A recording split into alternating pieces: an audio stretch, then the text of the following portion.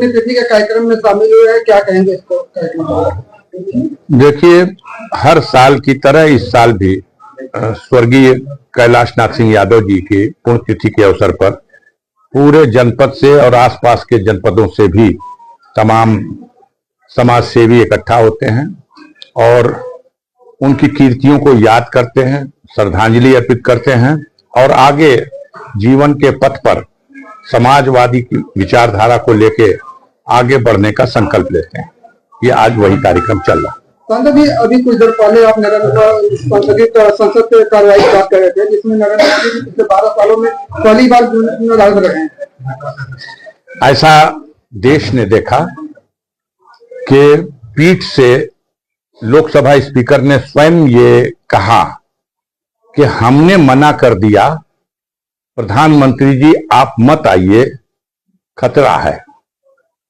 अब देश के प्रधानमंत्री को देश की संसद में भी खतरा है, तो सवाल वहीं उत्पन्न हो गया कि जब उस खतरे से डर करके अगर प्रधानमंत्री अपनी संसद में नहीं आके बैठ सकता, जवाब नहीं दे सकता विपक्ष का, तो उस प्रधानमंत्री के हाथ में देश की सीमाएं कैसे सुरक्षित हैं, देश कैसे सुरक्षित है।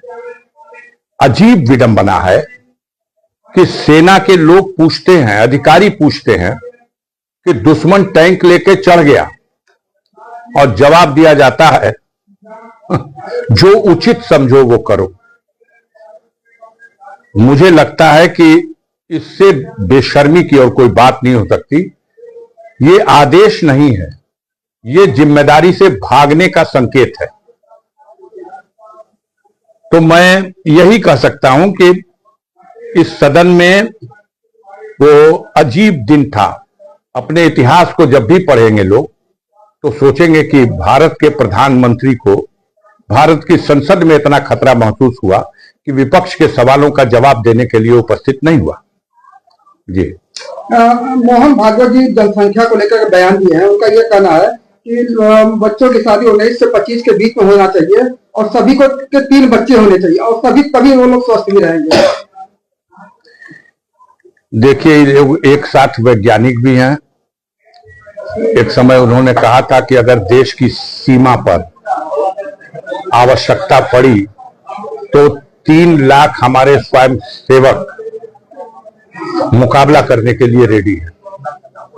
तो ये एक के समय डॉक्टर भी हैं, दार्शनिक भी हैं और देश को 18वीं सदी में वापस लौटा के ले के जाने वाले विचारधारा रखने वाले लोग भी हैं।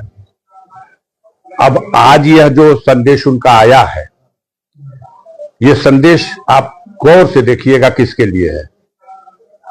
यह संदेश किसके लिए है?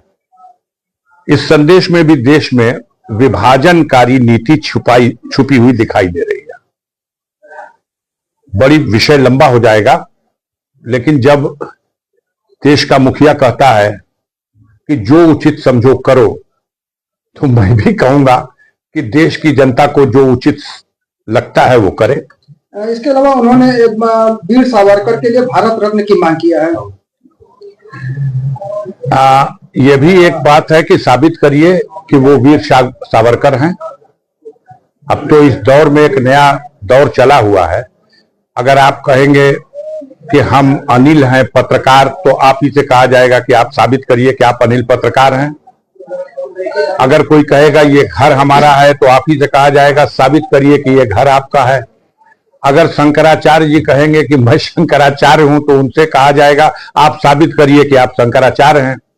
तो वही मेरा भी प्रश्न है इनके साथ कि पहले ये साबित करें कि वो वीर सावरकर कैसे हैं, उनको क्या कहा जाए जिन्होंने हंसते हंसते फांसी का फंदा चूम लिया, सूली पे चढ़ गए, गोलियां खाई, लेकिन माफी नहीं मांगा, ब्रिटिश हुकूमत के सामने घुटना नहीं टेका, जिसने 11 बार लिख के माफी मांगा।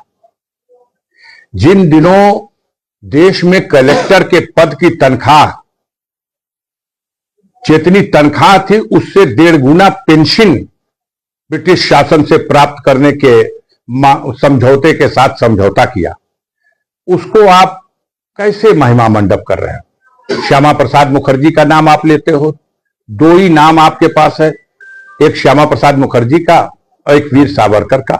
दोनों का इतिहास देश के सामने रख दो।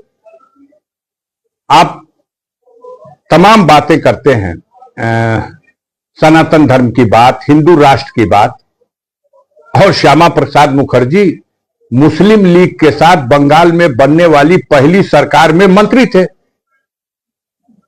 ये भारतीय जनता पार्टी के लोग कश्मीर में सरकार बनाने के लिए मुफ्ती साहब की पार्टी से समझौता करके सरकार बनाते हैं। तो ये तो मौके के हिसाब से अपने बयान देते हैं।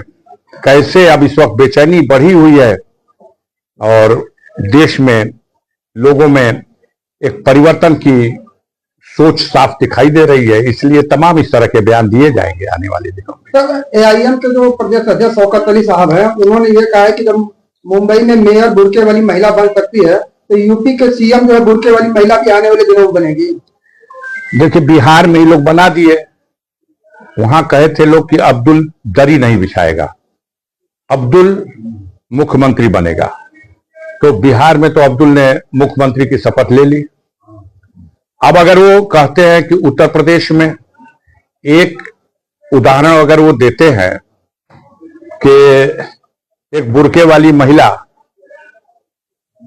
वो एक मेयर बन रही है, नगर की व्यवस्था चलाएगी, तो अब देश की व्यवस्था भी वही चलाएगी। तो गाजीपुर का इतिहास तो देखो ना, जाके देखो कितनी नगर पालिकाएं हैं। बहादुरगंज की नगर पंचायत हो, मोहम्मदाबाद की नगर पंचायत हो, दिलदार नगर की नगर पंचायत हो, जमानिया की नगर पालिका हो, जाके देखिए क्या इस पर मुसलमान चेयरमैन नहीं रहा। ये तो एक विभाजनकारी नीति है, एक समझौता है कि देश को धार्मिक कट्टर भावनाओं में बांटा जाए और कट्टरता फैला करके समाज को इस तरह बांट दिया जाए कि जो कट्टर हिंदू हैं वो एक तरफ हो जाएं, जो कट्टर मुसलमान है एक तरफ हो जाएं। जब दोनों कट्टर कट्टर हो जाएंगे तो ई तो एमआईएम वाले भी मानेंगे कि भारत में कै % आबादी है आपकी, कै % आबादी है। आप मालेगांव में तो बना लिए, आप मालेगांव में बना लिए, लेकिन आप देश के दूसरे हिस्सों में जहां आप संख्या बल में उतने नहीं है, कैसे बनाएंगे? देश को चलाने के लिए गंगा जमनी तहजीब को लेकर चलना होगा। देश में विभाजन के समय यह समस्या खड़ी हो गई थी। एक तरफ मोहम्मद अली जिन्ना ने कहा था कि हम धर्म के नाम पर एक राष्ट्र बनाने जा रहे हैं, आओ हमारे साथ मुसलमानों। लेकिन दूसरी तरफ वहीं अब्दुल कलाम साहब ने कहा था, ये मादरे वतन हिंदुस्तान हमारी अपनी जन्मभूमि है और हम जमहूरियत के निजाम को स्वीकार करके इसी भारत की मिट्टी में पले हैं, बढ़े हैं और दफन होना भी पसंद करेंगे। तो जो लोग मोहम्मद अली जिन्ना को फॉलो करने वाले थे वो पाकिस्तान चले गए, और जो लोग भारत भूमि को अपनी मातरे वतन मानते थे वो भारत में रह गए। तो जो भारत में है वो अपना वतन मान के है, और वतन से मोहब्बत ये एक ईमान का जुज है। हम इसे धर्म की नफरत की आग में जलने नहीं देंगे, और किसी की भी कट्टर धार्मिक सोच को, चाहे वो भारतीय जनता पार्टी और आरएसएस की कट्टर धार्मिक सोच हो या दूसरी किसी भी दल की, चाहे मुस्लिम लीग जिन्ना के समय में या आज जो पार्टी उस कट्टर नीति पे चलने की बात करती है, हम उसे कभी स्वीकार नहीं करेंगे और देश की जनता भी उसे कभी स्वीकार नहीं करेगी। सर, एक अंतिम सवाल ये है, अखिलेश यादव ने एफआईआर को एनआरसी सबको बता रहे कि एनआरसी किया गया है। अखिलेश यादव ने एक ऐसा मंत्र, एक ऐसा सूत्र दे दिया है कि उसने नींद हराम कर दी है। अब भारतीय जनता पार्टी के लोग परेशान हैं। इसी सूत्र ने 2024 में भारतीय जनता पार्टी पूरे देश में जो परफॉर्मेंस दी हो, लेकिन उत्तर प्रदेश में उनके रथ के चक्के को जमीन में धंसा दिया था। और आने वाले 27 में इससे बदतर स्थिति भारतीय जनता पार्टी की होने जा रही है। 100 सीट भी भाजपा को उत्तर प्रदेश में जीतना मुश्किल हो जाएगा, क्योंकि समाज का हर वर्ग उनसे दूर हट रहा है। जिन्होंने उनको वोट दिया था उन्होंने भी मान लिया है उनसे दूर हट रहे हैं, किसान उनसे दूर हट रहा, सब उनसे दूर हट रहे हैं। तो वो बेचैन है, वो समाज को बांटने वाली बातों को कहेंगे। धन्यवाद।